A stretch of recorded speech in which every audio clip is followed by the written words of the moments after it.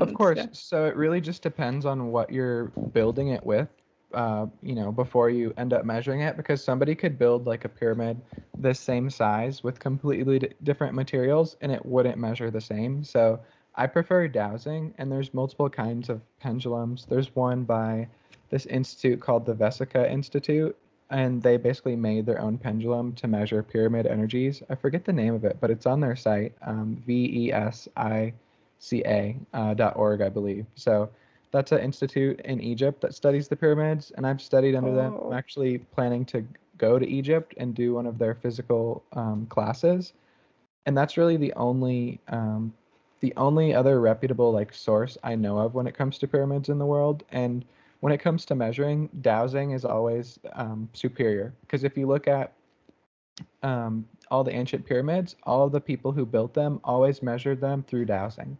That was like the main way of doing that. And, there's advanced dowsing practices, there's dowsing rods, there's pendulums, there's all types of things like that. But the most simple way anyone could do it if they're just getting into it is to have what's called like a dowsing chart.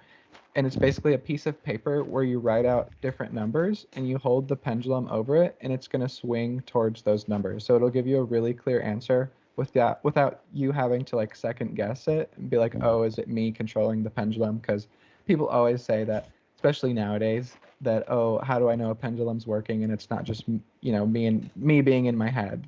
So that's yeah.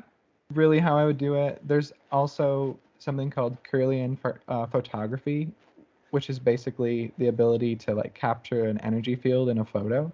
That's a really good way to do it too. But as for like the range when it comes to that, definitely dowsing is the best way to go.